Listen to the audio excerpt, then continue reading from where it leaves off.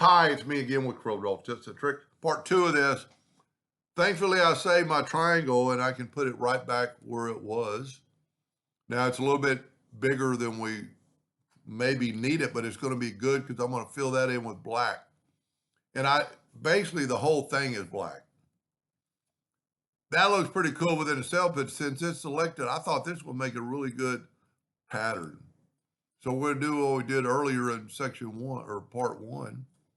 And we're going to give this thing, if you can make this thing an oval by doing that or keep it round by moving this one. And let's get that thing right in the center. I really like for that some of that black on the edges.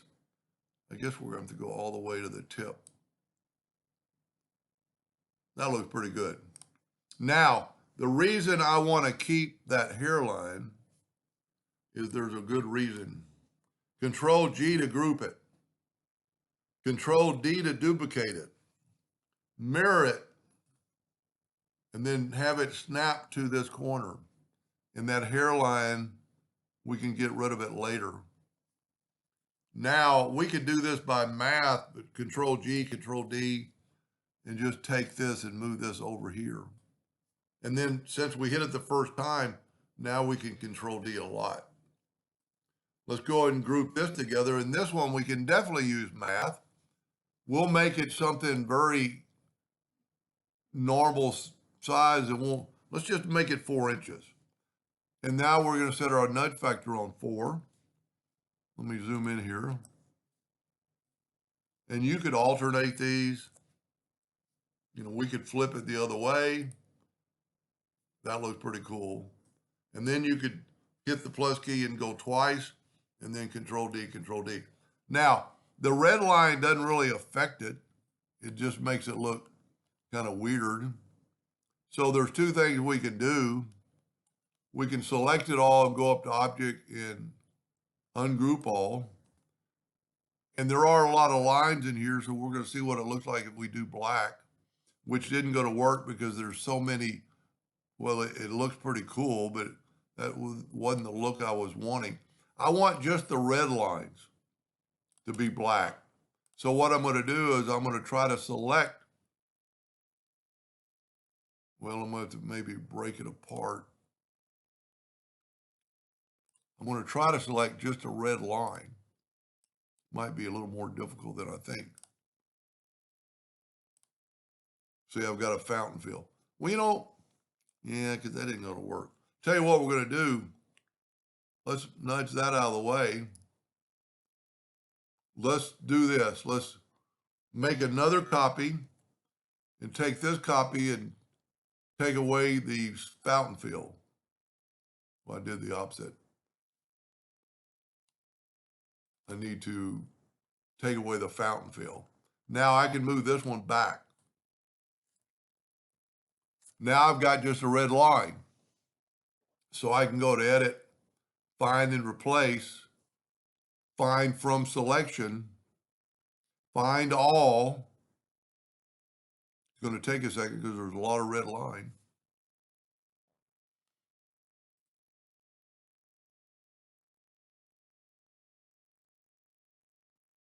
I don't know why it's doing that. Let me try that again. Because this thing is full of red lines. Several outlets. You know what? Maybe it's not. I'm pretty sure I ungrouped it. Let's try that again. From Selection, Find All. I've got it, my search range must be current page. That's it.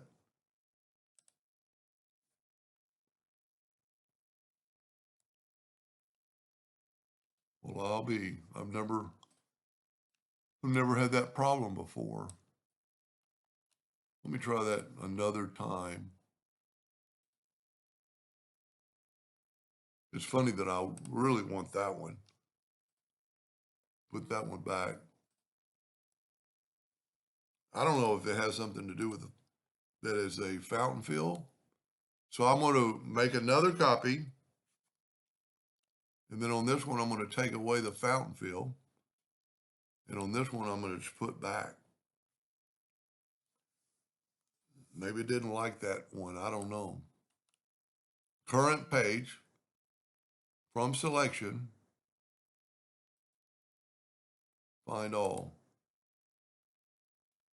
Well, that's kind of a shame. Well, regardless, it's a cool graphic. I'll figure that out and maybe make another video.